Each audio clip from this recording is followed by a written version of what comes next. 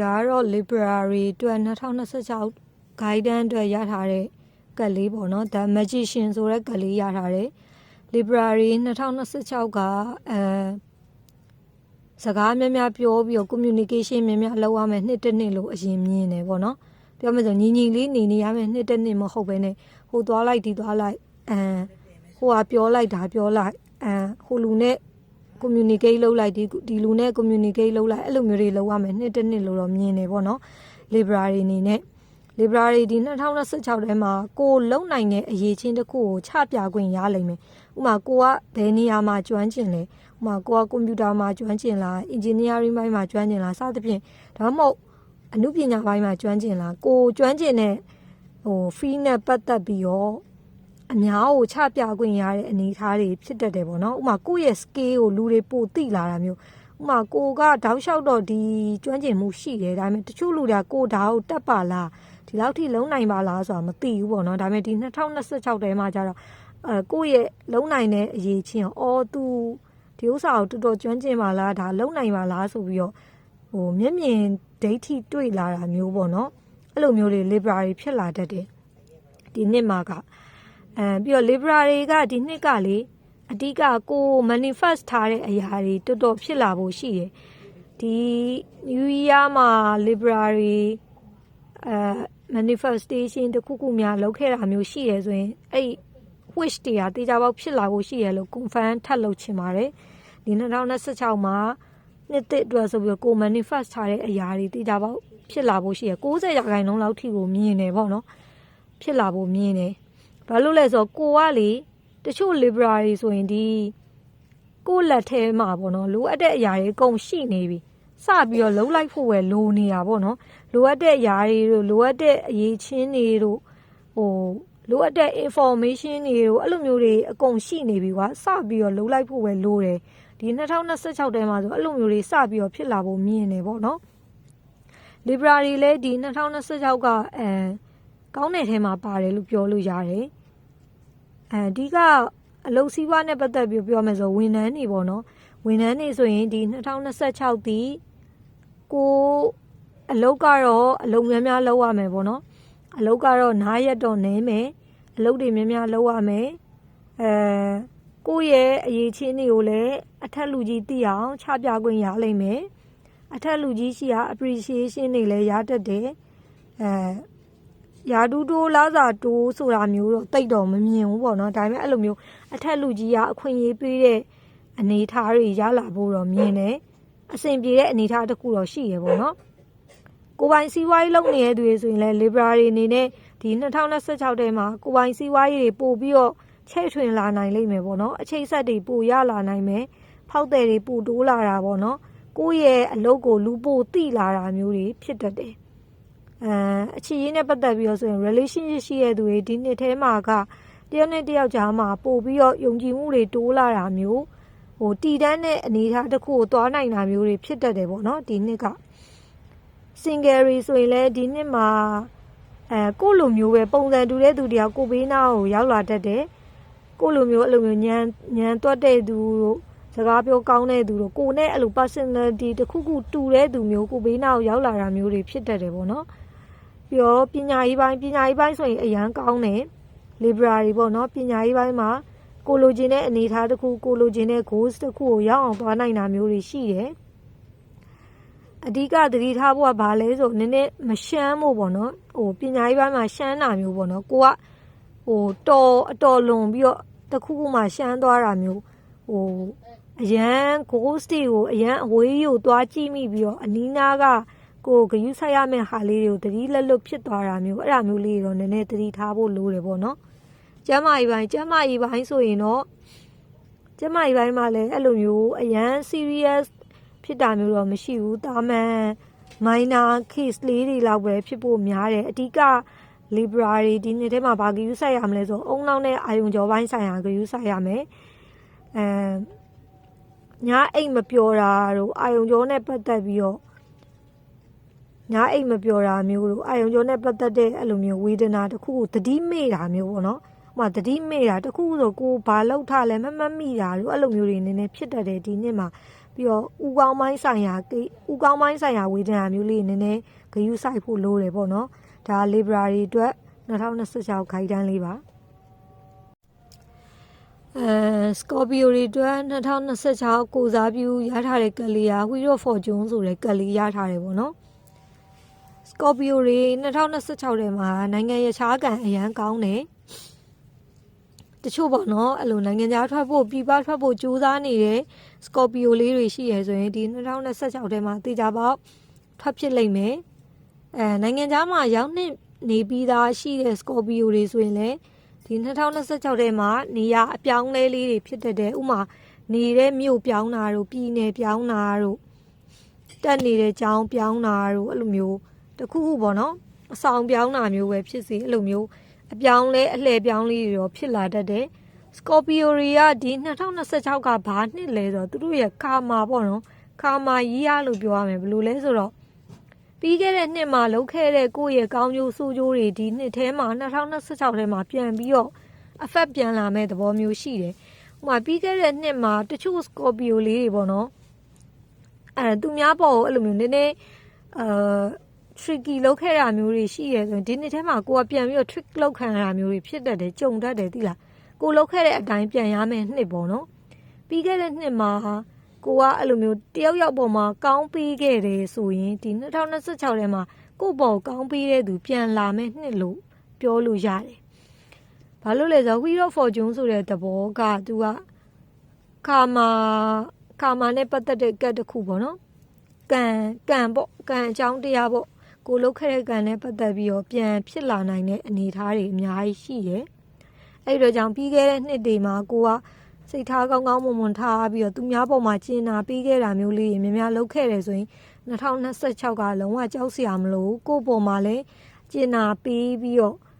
ကောင်းတဲ့အပြုတ်မူလေးတွေပြန်လာပေးမဲ့သူမျိုးတွေးရနိုင်တဲ့နှစ်ပေါ့နော်။ဒါပေမဲ့ပြီးခဲ့တဲ့နှစ်မှာကိုကသူများပေါ်မှာအဲ့လိုမျိုးနည်းနည်းbad intention လေးတွေများပြီးတော့ tricky များတာမျိုးလေးတွေလုပ်ခဲ့တယ်ဆိုရင်ဒီနှစ်ကကိုကနည်းနည်းသတိထားရမယ်ကိုယ့်ကိုလည်းအဲ့လိုမျိုးပြန်ပြီးတော့တပတ်လှည့်တဲ့သူတွေပြန်ပေါ်လာနိုင်နေသိလား Scorpio လေးတွေအတွက်ကအဲ့ကြတော့ဒီ2026ကံကပြောမယ်ဆိုရင်တော့ကိုယ့်အပေါ်မှာမူတည်တဲ့နှစ်တစ်နှစ်လို့ပြောရမယ်ပေါ့နော်အကောင်းကြီးလည်းမဟုတ်အဆိုးကြီးလည်းမဟုတ်ဘူးကိုယ်တိုင်လုပ်ခဲ့တဲ့အရာတွေအတွက်ကိုယ့်ပေါ်မှာမူတည်တဲ့နှစ်တစ်နှစ်ဖြစ်လိမ့်မယ်ဒီအလုံးနဲ့ပတ်သက်အလုံးစည်းဝါးနဲ့ပတ်သက်ပြီးပြောရမယ်ဆိုလက်ရှိအဲ့လိုမျိုးဝန်ထမ်းလုပ်နေတဲ့သူတွေဆိုရင်ဒီနှစ်ကလစာတိုးတာမျိုးတွေရှိရယ်နေရာအပြောင်းလဲလေးတွေလာတတ်တယ်အဲ့လိုမျိုးဖြစ်နိုင်တယ်ပေါ့နော်ကိုယ်ပိုင်စည်းဝါးရေးလုပ်နေတဲ့သူတွေဆိုရင်လည်းအလုံးနဲ့ပတ်သက်ပြီးတော့အလုတ်ကအတက်ကြနည်းနည်းရှိရယ်ကိုယ်ပိုင်စည်းဝါးရေးလုပ်နေတဲ့သူတွေဆိုအရန်တက်တဲ့အချိန်မှာအရန်ကိုအလုပ်တွေလုပ်ရပြီးတော့အေးသွားတဲ့အချိန်ညာရင်လည်းဘာမှမလုပ်ရတာမျိုးဖြစ်နိုင်တယ်ပေါ့နော်အလုပ်အတက်ကြရှိတဲ့နှစ်တစ်နှစ်ဖြစ်လိမ့်မယ်ကိုယ်ပိုင်စီးပွားရေးလုပ်နေတဲ့သူတွေဆိုရင်ပညာရေးပိုင်းနဲ့ပတ်သက်ပြီးတော့ပြောရမယ်ဆိုရင်ပညာရေးပိုင်းမှာတော့ကောင်းတယ်ပေါ့နော်ဒါပေမဲ့ကိုကကောင်းတယ်ဆိုတာဒီတိုင်းကောင်းတာမဟုတ်ကိုလုံးသမျှပြန်လာမယ်နှစ်တစ်နှစ်ဖြစ်တဲ့အတွက်ကြောင့်ကိုစူးစမ်းလေကိုအတွက်စူးစမ်းမှုရ result ပြန်လာလေပေါ့နော်ကိုကဘာမှမလုပ်ဘဲနဲ့ထိုင်နေကိုအတွက်လည်းကံဘာမှမလုပ်ပဲဒီတိုင်းပဲပေးတဲ့နှစ်တစ်နှစ်အဲ့လိုမျိုးဖြစ်လိမ့်မယ် Scorpio တွေပေါ့နော်အခြေရေးနဲ့ပတ်သက်ပြီးပြောမယ်ဆိုအခြေရေးမှာ relationship ရှိပြီးသားသူတွေဆိုရင်အခြေရေးပိုင်းအဲ့လို long distance relationship တွေဖြစ်သွားတတ်တယ်တချို့အတွဲတွေဆိုရင်ပေါ့နော် Scorpio အတွဲလေးတွေဆိုရင် long distance relationship တွေဖြစ်သွားတာမျိုးဖြစ်တတ်တယ်ဒါမှမဟုတ်လက်ရှိမှာ long distance ဖြစ်နေပြီးသားဆိုရင်ဒီ relationship တွေကတည်တံ့ဖို့ရှိတယ်ဒါပေမဲ့တွေ့ရဖို့တော့နည်းတယ်ပေါ့နော်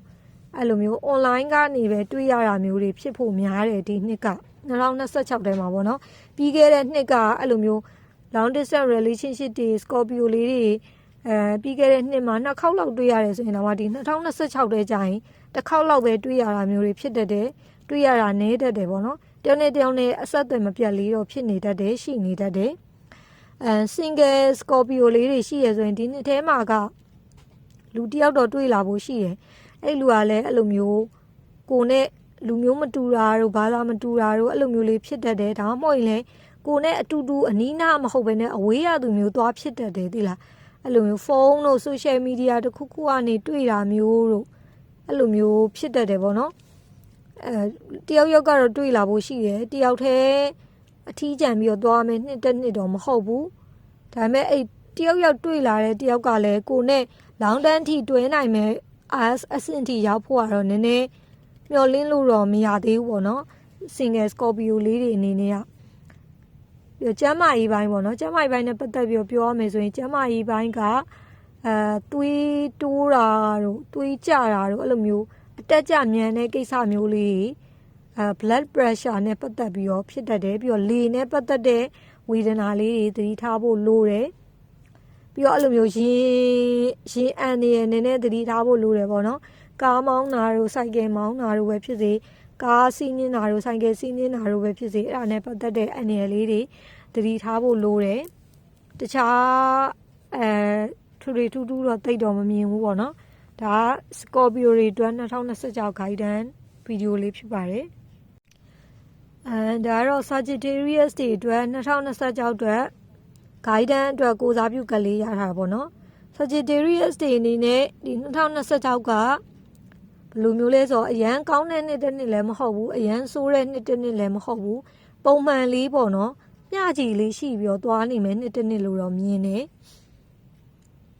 အဲ့အတွက်ကြောင့် Sagittarius တွေအနေနဲ့ကဒီ2026ထဲမှာစိတ်လောပြီးတော့ဘာမှမလုပ်မိဖို့လိုတယ်အရန်ဖြစ်ချင်စောနဲ့စိတ်လောပြီးတော့လုပ်တဲ့အရာတွေအဆင်မပြေနိုင်ဘူးဒီနှစ်ရဲ့ကံက Sagittarius တွေဘက်မှာ50%လောက်ပဲရှိရပေါ့နော်ပြောရမယ်ဆိုရင်အရန်တော့အဲ့လိုဖြစ်ထွန်းပြီးတော့အရန် bright ဖြစ်နေတဲ့နှစ်တော့မဟုတ်ဘူးကိုကလမ်းကြောင်းတစ်ခုပေါ်တော့ရောက်လိမ့်မယ်ဒီနှစ်ကလမ်းပြောင်းနေတဲ့ Sagittarius တွေဆိုရင်ဒီ2026ထဲမှာလမ်းကြောင်းတစ်ခုပေါ်တော့ရောက်လိမ့်မယ်ဒါပေမဲ့အဲ့လမ်းကြောင်းကသွားဖို့တော်တော်လိုသေးတဲ့လမ်းကြောင်းဖြစ်လိမ့်မယ်ပေါ့နော်အဲ့အတွက်ကြောင့်အရန်တော့ဖြစ်ချင်စိတ်တွေများနေလို့တော့မရဘူးဒီနှစ်ကလေအရန်လောပြီးတော့ဖြစ်ချင်စိတ်များလိုက်ရင်လုံးဝတောက်လျှောက်ကအဲ့လိုအစစ်မပြေတာဇက်တိုက်အဲ့လိုမျိုးတွေဝင်တတ်တာမျိုးဖြစ်တတ်တယ်ပေါ့နော် Sagittarius တွေဒီနှစ်ထဲမှာအဲ့လိုမျိုးငွေကိုတေချာစုဖို့လဲလိုတယ်ကိုလုံးသမျှအရာတိုင်းရလေကိုယ့်ရဲ့ကင်တွယ်မှုပေါ်မှာပဲမူတည်လိမ့်မယ်ကိုယ့်ပေါ်မှာပဲမူတည်လိမ့်မယ်သိလားတခြားပြင်ပ pressure တွေဘာမှမရှိဘူးကိုယ်တိုင် handling လုပ်နိုင်ဖို့လိုတယ်ကိုကင်တွယ်နိုင်လေအဆင်ပြေလေးသွားနိုင်လေပေါ့နော်ဒါပေမဲ့ကိုကhandling လုပ်ပြီးတော့သွားမယ်အနေထားလေဒီနှစ်ကကိုယ့်အတွက်နည်းနည်းတော့အခက်ခဲလေးများလိမ့်မယ်လို့မြင်နေပေါ့နော်အခက်ခဲများတာဆိုတာဘယ်လိုလဲဆိုတော့ကိုဟန်ချက်ညီအောင်ထိန်းနေရတာမျိုးဖြစ်တတ်တယ်အလုပ်စည်းဝါးနဲ့ပတ်သက်ပြီးပြောရမယ်ဆိုဝန်ထမ်းတွေပေါ့နော်ဝန်ထမ်းတွေဆိုရင်ဒီနှစ်ထဲမှာကဌာနအပြောင်းလဲတို့အလုပ်ရုံးပေါ့နော်ရုံးအပြောင်းလဲတို့ပါတို့အလုပ်ကတော့ဒီအလုပ်ပဲအလုပ်တစ်ကိုပြောင်းရတာမျိုးတော့မဟုတ်ဘူးဒါပေမဲ့ဒီအလုပ်ထဲမှာတင်ကိုကဌာနပြောင်းရတာတို့နေရာပြောင်းရတာတို့ကိုတာဝန်ယူထားတဲ့တာဝန်ယူမှုအပိုင်းပြောင်းရတာတို့အဲ့လိုမျိုးတွေဖြစ်တတ်တယ်ပေါ့နော်ကိုပိုင်စီးပွားရေးလုပ်နေတဲ့ Sagittarius တွေဆိုရင်လည်းဒီနှစ်ထဲမှာအလုပ်ကိုအရန်ချဲ့တာတို့အသစ်လုပ်တာတို့မလုပ်သေးဘဲနဲ့လက်ရှိလုပ်နေတဲ့အလုပ်ကိုပဲတေချာထိန်းပြီးတော့သွားမယ်နှစ်လို့တော့မြင်တယ်အဓိက balance ဖြစ်အောင်ထိန်းပြီးတော့သွားမယ်နှစ်ဖြစ်တဲ့အတွက်ကြောင့်ဘာမှအဲ့လိုမျိုးအရန်ချဲ့တာတို့အသစ်လုပ်တာတို့မလုပ်သေးနဲ့အောင်ပေါ့နော်ပညာရေးနဲ့ပတ်သက်ပြီးတော့ပြောမယ်ဆိုရင်ပညာရေးပိုင်းကအဆင်ပြေတယ်ဒါပေမဲ့အဆင်ပြေတယ်ဆိုရင်ပညာရေးပိုင်းမှာaverage ထက်ပိုတဲ့အဆင့်တစ်ခုလောက်တော့ရောက်နိုင်မယ်ပေါ့နော်ဒါပေမဲ့ထိပ်ပိုင်း top 10ထိရောက်နိုင်တယ်ကိုယ့်ရဲ့ goals တွေအလိုက်လုံးနိုင်တယ်ဆိုတာမျိုးတော့မဟုတ်ဘဲနဲ့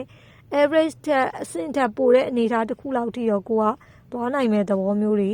တွေ့တယ်ဒါပညာရေးပိုင်းနဲ့ပတ်သက်ပြီးပြောရမယ်ဆိုရင်ပေါ့နော်အခြေပိုင်းနဲ့ပတ်သက်ပြီးပြောမယ်ဆိုအခြေပိုင်းမှာနည်းနည်းသွေးအေးနေတာလေးတွေဖြစ်တတ်တယ် relationship ရှိပြီးသားသူတွေဆိုရင်လည်းတယောက်နဲ့ပြတ်တာတော့မဟုတ်ဘူးဒါပေမဲ့သွေးအေးတဲ့သဘောမျိုးတွေပေါ့နော်သူခေါ်မှငါခေါ်မယ်ဆိုတဲ့ပုံစံမျိုးတွေသူစကားပြောမှငါစကားပြောမယ်ဆိုတဲ့ပုံစံမျိုးတွေ Sagittarius အတွဲလေးတွေကြားထဲမှာဖြစ်လာတတ်တယ် single Sagittarius တွေဆိုရင်ကြတော့ကိုအနားမှာအဲ့လိုကိုနဲ့သဘောကျလို့အဲ့လိုမျိုးစကားလာပြောတဲ့သူတို့ကတော့ရှိလာတတ်တယ်ပေါ့နော်အဓိကအဲ့လိုမျိုးကိုအနီးနားလူမဟုတ်ဘဲနဲ့အဝေးရသူတွေကပဲဖြစ်ဖို့များတယ်တချို့တွေဆိုရင်အဆက်အသွယ်ပြန်နေတဲ့ H တွေကအဆက်အသွယ်ပြန်လာလောက်တာ H တွေပြန်လာတာမျိုးပေါ့နော် Sagittarius တွေဖြစ်တတ်တယ်အဓိကတော့ဒီ2026ထဲမှာလည်းများသောအားဖြင့်ပေါ့နော် Sagittarius 100မှာဆိုရင်80လောက်ကတော့အဲ့လို single တွေဆိုရင် single တွေအနေနဲ့ပဲဖြတ်သန်းဖို့ရှိရယ် relationship အနေနဲ့တိတိကျကျကြီးတွဲလာတဲ့သဘောမျိုးတော့တိတ်မမြင်သေးဘူးပေါ့နော်ကျမ်းမာရေးနဲ့ပတ်သက်ပြီးပြောရမယ်ဆိုရင် Sagittarius တွေပဲအစားဆိုရင်လည်းအလွန်ကျွံစားတာမျိုးတွေမလုပ်သင့်ဘူးပေါ့နော်ကိုမစားဘူးတဲ့အစာတွေစားတာမျိုးလုံးဝရှောင်သင့်တယ်တခုခုလုံးမယ်ဆိုရင်ဘယ်အောင်မှ overdose ဖြစ်အောင်မျိုးမလုပ်သင့်ဘူးပုံမှန်လေးပဲပေါ့နော် balance ဖြစ်အောင်စားတာ balance ဖြစ်အောင်လုပ်တာအဲ့လိုမျိုးလေးပဲသွားတင်တယ်ကျမ်းမာရေးပေါ့နော်ကျမ်းမာရေးပိုင်းမှာအဲ့လိုမျိုးရေကြောင့်ဖြစ်တဲ့အနေအထားကိုအဓိကယူဆိုင်ဖို့လိုတယ်ရေချိုးမားတာမျိုးပေါ့နော်ရေအချိုးလွန်တာမျိုးရေချိုးမားတာမျိုးခြေထောက်အေးပတ်ပြီးတော့ခေါင်းရမ်းမူးတာတို့အန်နာမျိုးပေါ့နော်ဝမ်းလျှောတာတို့အဲ့ဒါမျိုးလေးတွေသတိထားဖို့လိုပါတယ်ဒါတော့ Capricorn တွေအတွက်2026 guidance ပေါ့နော်ကြာလာတဲ့ကရပြောမယ်ဆိုရင် Capricorn တွေ2026ထဲမှာလေကိုတက်နိုင်တဲ့တာဝန်တွေထပ်ပို့ပြီးတော့ယူရတာမျိုးတွေအများကြီးရှိတယ်ဥပမာကိုကအလုပ်တာဝန်9ခုလောက်ပဲလုပ်နိုင်တယ်ဆို10ခုလောက်ကိုလာပေးတာမျိုးဖြစ်တတ်တယ်အဲ့ဒါသတိထားဖို့လိုတယ်ပေါ့နော်အဓိက Capricorn တွေဒီ2026ကလူမှုရေးအနှောက်အယှက်ရှိတယ်သိလားလူမှုရေးအနှောက်အယှက်သတိထားရမယ်ကိုယ်အဲ့လိုမျိုးမနာလိုတဲ့သူကပဲလူမှုရေးနှောက်ယှက်ပေးတာမျိုးတွေဖြစ်တတ်တယ် Capricorn တွေပေါ့နော် Capricorn အမျိုးသမီးတွေဆိုရင်တော့ဒီ2026ကပို့ပြီးတော့ power တက်လာမယ့်သဘောမျိုးတွေရှိတယ်ပို့ပြီးတော့ကိုလှုပ်ပြနိုင်တာပေါ့နော်လူတွေကြားထဲမှာကိုကဘာလုံနိုင်နေဆိုတာတိတိကျကျချပြလာနိုင်တဲ့နှစ်တစ်နှစ်လို့တော့မြင်တယ် Capricorn အမျိုးသမီးတွေပေါ့နော် Capricorn အမျိုးသားတွေကအဲ့လောက်မဟုတ်ဘူး Capricorn အမျိုးသားတွေကဒီ2026ထဲမှာလုံတော့လုံနိုင်မယ်ဒါပေမဲ့အမျိုးသမီး Capricorn အမျိုးသမီးတွေလောက်ကိုမှတ်မိနိုင်ဘူးပေါ့နော်အဓိကဒီနှစ်က Capricorn အမျိုးသမီးတွေအတွက်ကပို့ပြီးတော့ power တက်မဲ့နှစ်အမျိုးသားတွေကကြတော့အမျိုးသမီးတွေထဲနည်းနည်းတဆင့်နောက်ကျပြီးတော့လုံတော့လုံနိုင်တယ်တဆင့်တော့နောက်ကျတယ်ဆိုတဲ့ပုံစံမျိုးဖြစ်လိမ့်မယ်အဓိကဒီ Capricorn တွေကဒီ2026မှာအဲ့စောနာပြောလို့ပဲ social conflict ပေါ့နော်လူမှုရေးအနှောက်အယှက်မနာလိုလို့တိုက်တာခိုက်တာကိုတမင်ကိုကလုံနိုင်လားဆိုပြီးတော့ test လာလောက်တာမျိုးတွေပေါ့နော်အဲ့လိုမျိုးတွေအများကြီးကြုံရဖို့ရှိတယ်လုံးဝကိုတယောက်တည်းတတရာသွားမယ်နှစ်တစ်နှစ်တော့မဟုတ်ဘူးနော်ကိုလုံးသမျှအချိုးကိုယ်တိုင်းကိုသွားနေတဲ့လမ်းတိုင်းမှာအဲ့လိုမျိုးကိုလာပြီးတော့ test လုပ်တဲ့သူမျိုးကိုကပြန်ပြီးတော့လောက်ပြနိုင်လောက်ရမယ်နှစ်တစ်နှစ်ပေါ့နော်ကိုလောက်ပြနိုင်နေဆိုတာလောက်ရမယ်နှစ်တစ်နှစ်စီးပွားရေးအလုပ်စီးပွားအနေနဲ့ပြောမယ်ဆိုဝန်ထမ်းတွေပေါ့နော်ဝန်ထမ်းတွေဆိုရင်ဒီနှစ်ကအဲ့လိုအလုပ်တာဝန်တွေကိုမထင်ထားတဲ့တာဝန်တွေကိုလာပေးတာမျိုးတွေဖြစ်တတ်တယ်သိလားproject အကြီးတွေကင်ခိုင်းတာမျိုးလို့ပေါ့နော်အဲ့လိုမျိုးကိုအရင်တော့လုပ်ခဲ့တဲ့ပေါ့ပါတာဝန်တွေမဟုတ်ဘဲနဲ့ကိုတမင်လာပြီးတော့ project အကြီးတွေကင်ခိုင်းတာတို့ဒါမှမဟုတ်ကိုထက်ယာတူးကြီးတဲ့သူတွေနဲ့အတူတွဲပြီးတော့အလုပ်လုပ်ခိုင်းတာမျိုးတို့ကို handle လုံးနိုင်တဲ့ပမာဏထက်ပိုတဲ့အနေအထားတွေကိုကတာဝန်ယူရတာအဲ့လိုမျိုးတွေဖြစ်တတ်တယ်ပေါ့နော်ကိုပိုင်စီးပွားရေးလုပ်နေတဲ့သူတွေဆိုလဲကိုလုပ်နေတဲ့အလုံးမှာကအဲ့လိုမျိုးအခက်ခဲလေးရတစ်ခုမဟုတ်တစ်ခုကတော့တွေ့တယ်ဒါပေမဲ့ကိုကကြော်ဖြတ်နိုင်ဖို့တော့ရှိတယ်တွေ့ရတော့တွေ့မှာအခက်ခဲကတော့တွေ့မယ်ဒါပေမဲ့ကြော်ဖြတ်နိုင်ဖို့မြင်တယ်ပေါ့နော်ပညာရေးနဲ့ပတ်သက်ပြီးတော့ပြောရမယ်ဆိုရင်ပညာရေးပိုင်းမှာတော့နည်းနည်းအနှောက်အယှက်လေးတွေများတယ်ကိုကတေချာကြော်ဖြတ်နိုင်ဖို့တော့လိုတယ်အရန်တော့အေးစစ်စစ်လေးသွားမယ်နှစ်တစ်နှစ်တော့မဟုတ်ဘူးအနှောက်အယှက်လေးတွေနည်းနည်းများနေတဲ့အတွက်ကြောင့် Capricorn ပညာသင်ကြားနေတဲ့သူတွေရှိရဆိုရင်တေချာ focus ထားပြီးတော့လုပ်ရမယ်နှစ်တစ်နှစ်ပေါ့နော်ပြီးတော့တစ်ခုခုဆိုရင်အဲ့လိုမျိုးအရန်ဝုန်းတိုင်းကျဲပြီးတော့လုပ်ရမယ်နှစ်တစ်နှစ်မဟုတ်ဘဲနဲ့ soft power ပေါ့နော်တစ်ခုခုဆို soft power လေးနဲ့ပဲသွားမယ်နှစ်တစ်နှစ်ဥမာကိုကစကားကျန်းကျန်းနဲ့ပြောပြီးတော့အနိုင်ယူတာထက်စာရင်စကားချွတ်ချွတ်တလေးပြောပြီးတော့ကိုယ့်ဘက်ကိုပါလာအောင်လို့မြူဆွဲပြီးတော့အနုနီးနဲ့ပေါ့နော်ကိုယ့်ဘက်ပါလာအောင်လို့လုပ်ရမယ်နှစ်တစ်နှစ် soft power သုံးရမယ်နှစ်တစ်နှစ်လို့သာကိုကမှတ်ထားဖို့လိုတယ်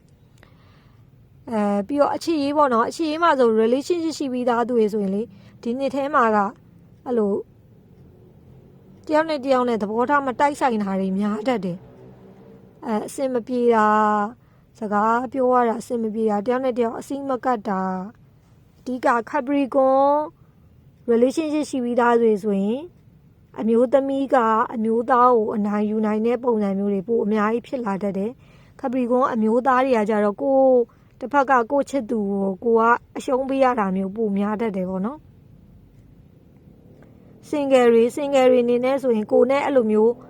အသက်အဲ့လို different ဖြစ်တဲ့သူမျိုးတွေလာပြီးတော့ချင်းကပ်တာမျိုးကြုံရတတ်တယ် single Capricorn လေးတွေပေါ့နော်ကိုထက်အသက်ငယ်တဲ့သူကလာချင်းကပ်တာတို့ကိုထက်အသက်ကြီးတဲ့သူကလာချင်းကပ်တာတို့ဖြစ်တတ်တယ်ဒါပေမဲ့ဒီကက်ရာဆိုရင်တော့များသောအားဖြင့်ကိုထက်ငယ်တဲ့သူကကိုလာပြီးတော့သဘောကျတာမျိုးတွေဖြစ်တတ်တယ်ပေါ့နော်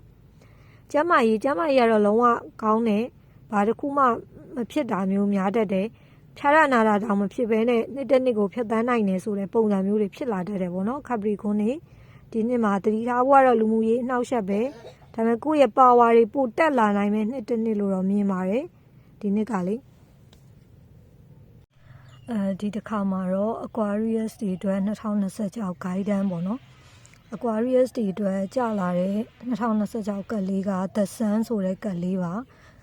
ပြောရမယ်ဆိုရင် Aquarius တွေအနေနဲ့ဒီ2026ထဲမှာကို plan ထားတဲ့စံနာတွေပေါ့နော်goals တွေ10ခုလောက် plan ထားရဲဆိုရင်10ခုလောက်ထိဖြစ်လာတတ်တဲ့နှစ်တစ်နှစ်ဖြစ်လိမ့်မယ်ပေါ့နော်ပြီးရင် Aquarius တွေအနေနဲ့ဒီ2026ထဲမှာခရီးလေးတွေတော်တော်များများထွက်ရလိမ့်မယ်ခရီးဆိုတာအလုပ်ကိစ္စနဲ့ခရီးထွက်တာမျိုးမဟုတ်ဘဲနဲ့ကိုအားလက်ရမှာခရီးထွက်တဲ့ trip မျိုးပေါ့နော်အားလက်ရခရီးမျိုးပေါ့ကိုယ့်ရဲ့အပျော်အတွက်ကိုယ့်ရဲ့စိတ်ခံစားချက်ကိုစိတ်ပျော်ဖို့အတွက်လုပ်တဲ့အရာတွေတော်တော်များများလုပ်ဖြစ်လိမ့်မယ်ပေါ့နော်Aquarius တွေကငကိုကလေးကသူတို့ရဲ့ပုံစံကစီးနဲ့ပေါင်းနဲ့အဲ့လိုမျိုးအရန် tradition ကိုအရန်တန်ဖိုးထားတာမျိုးမဟုတ်ဘဲနဲ့သူ့ရဲ့စိတ်ခံစားချက်ကိုမူတည်ပြီးတော့လိုက်လုပ်တဲ့အနေအထားမျိုးတွေအများကြီးရှိတယ်ပေါ့နော်ဒီကနမိတ်အရာလေးပြောရမယ်ဆိုရင် Aquarius တွေအနေနဲ့2026ထဲမှာကိုယ့်ရဲ့ပုံစံကိုပို့ပြီးတော့လွတ်လွတ်လပ်လပ်ဖော်ပြလာမယ်နှစ်တစ်နှစ်လို့မြင်တယ်ဥပမာတချို့ Aquarius တွေဆို LGBT community တွေကလူမျိုးတွေများတတ်တယ်ပေါ့နော်အဲ့လိုလူမျိုးတွေဆိုရင်အရင်နှစ်တွေတော့ကိုယ့်ရဲ့ဖြစ်တည်မှုကိုနည်းနည်းဖုံးကွယ်တာမျိုးပဲဖြစ်စေတခြားလူကိုတိတ်မသိစေခြင်းသေးတာမျိုးပဲဖြစ်စေအဲ့လိုမျိုးတွေရှိခဲ့လိမ့်မယ်ဒါပေမဲ့2026ထဲမှာကျတော့သူတို့ရဲ့ပင်ကိုပုံစံပင်ကိုဘလို့ခံယူထားတဲ့ဆိုတဲ့ပုံစံကိုအပွင့်လင်းလင်းချပြလာနိုင်တဲ့သဘောမျိုးတွေအများကြီးရှိတယ်ပေါ့နော်ဟိုမှာတခြားလူတွေရဲ့အမြင်ကိုဂရုမစိုက်ဘူးကိုယ့်ရဲ့ပျော်ရွှင်မှုအတွက်ပဲကိုကြည့်တော့မယ်ဆိုတဲ့ပုံစံမျိုးတွေမြင်နေတယ်တချို့ Aquarius တွေဆိုရင်ဒီ2026ထဲမှာမိဘနဲ့ဝေးရာကိုချရာပေါ်ကိုရက်တည်မဲ့အနေအထားတွေမြင်နေတယ်ပေါ့နော်မိဘနဲ့ဝေးတဲ့တနေရာကိုထွက်ပြီးတော့အလုပ်လုပ်တာဥမာနိုင်ငံရဲ့6ရောက်သွားပြီးတော့အလုပ်လုပ်တာတို့တခြားကိုယ့်ရဲ့ဇာတိနဲ့ဝေးတဲ့တခြားမျိုးကြီးပြကြီးအဲ့လိုနေရာတွေကိုသွားပြီးတော့အလုပ်လုပ်တာမျိုးအဓိကတော့ကိုကအဲ့လိုကို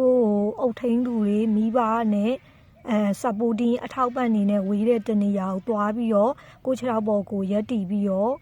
ဖြတ်တန်းရမယ်နှစ်တစ်နှစ်ဖြစ်လိမ့်မယ် Aquarius တွေအနေနဲ့ပေါ့နော်ပြီးတော့အပေါ်မှာပြောလို့ပဲ Aquarius တွေအလုပ်ပြီးတာမျိုးမဟုတ်ဘဲနဲ့ဒီနှစ်မှာ2026မှာကိုကောင်းကောင်း treat လုပ်မယ်ဆိုပြီးတော့ plan တွေချနေတာမျိုးတကယ်အဲ့ plan တွေကိုလက်တွေ့action ယူလာတာမျိုးတွေလည်းမြင်နေတယ်ပေါ့နော်ဥမာတခြား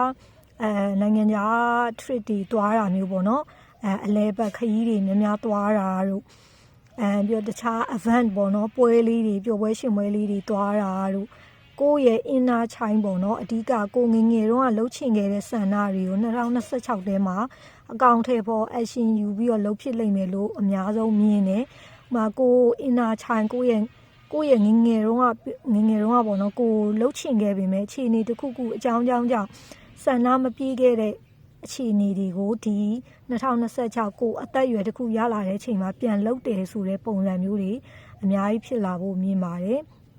အလုပ်စီးပွားရေးနဲ့ပတ်သက်ပြီးတော့ပြောရမယ်ဆိုရင်လည်းဝန်ထမ်းလုပ်နေတဲ့ Aquarius တွေဆိုရင်လည်းကောင်းတယ်ပေါ့နော်ကောင်းတယ်အထက်လူကြီးစီကနှွေးထွေးတဲ့အကူအညီတွေနှွေးထွေးတဲ့ဆက်ဆံမှုတွေထွေးလုံးမှုတွေရတတ်တယ်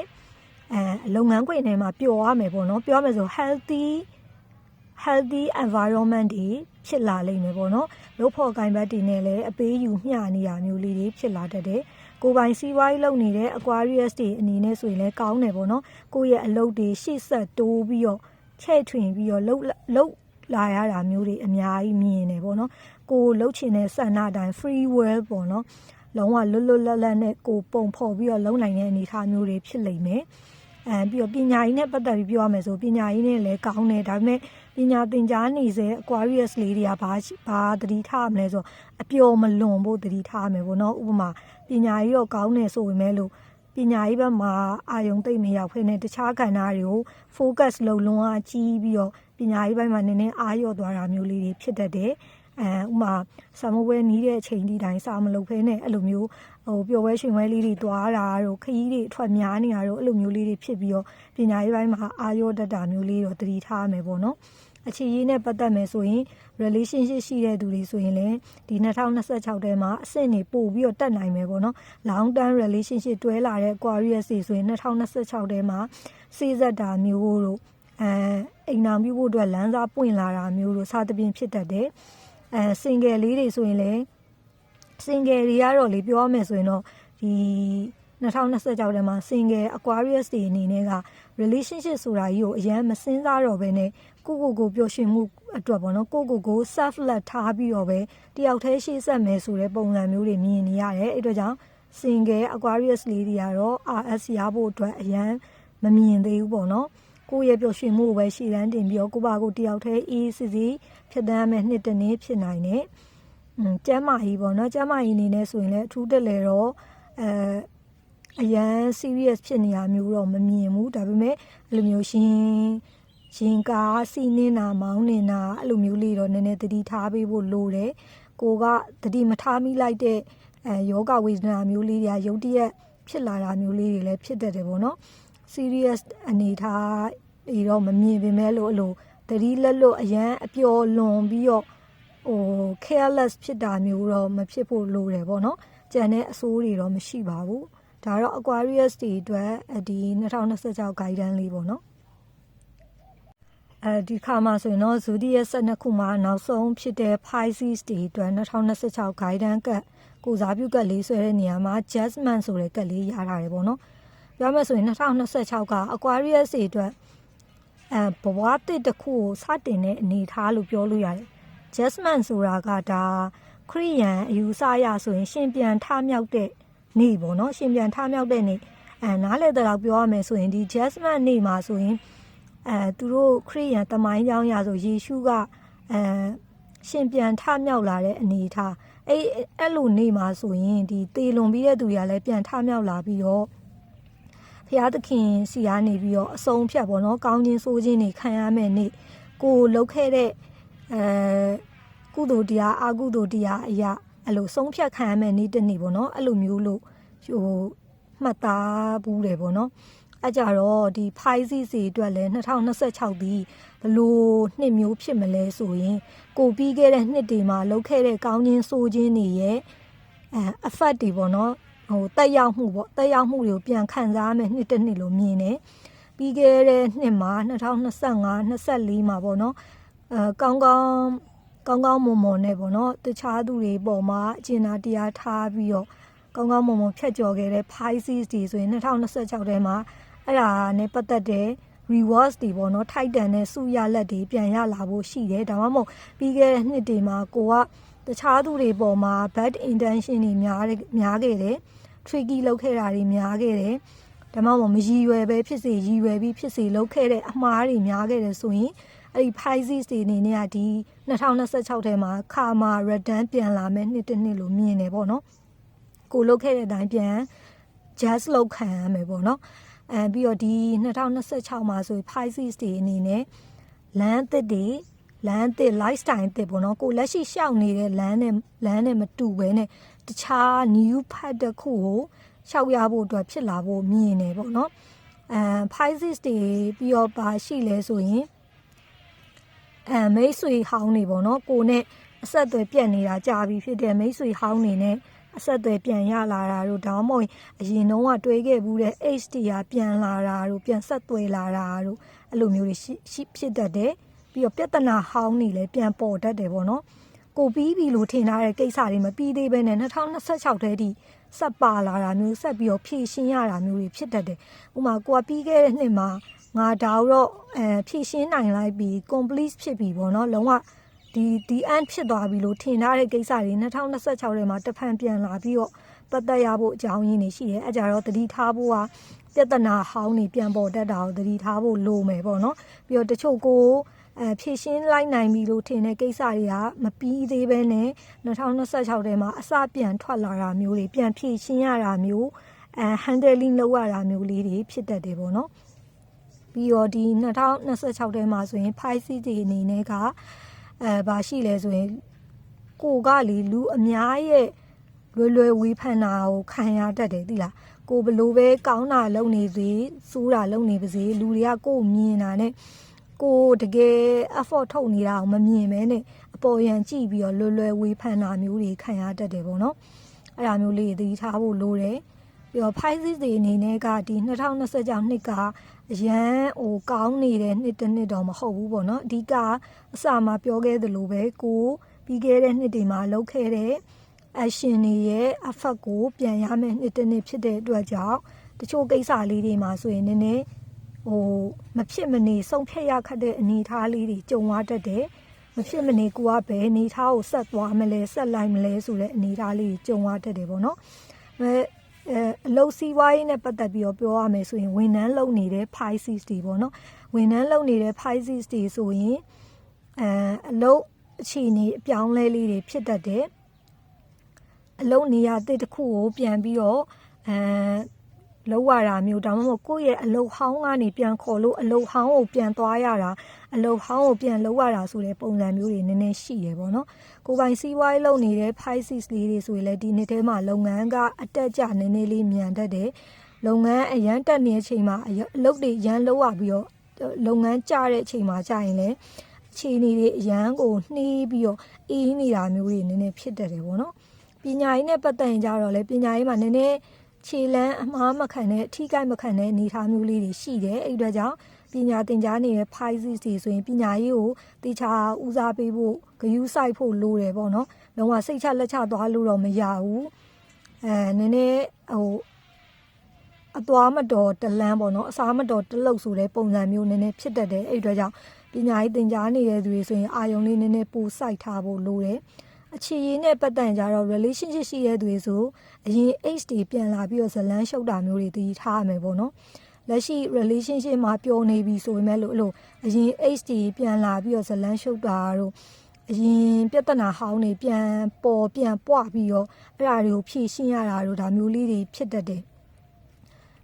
ပြီးတော့ single တွေပေါ့နော် single Pisces တွေအနေနဲ့ဆိုရင်ကြတော့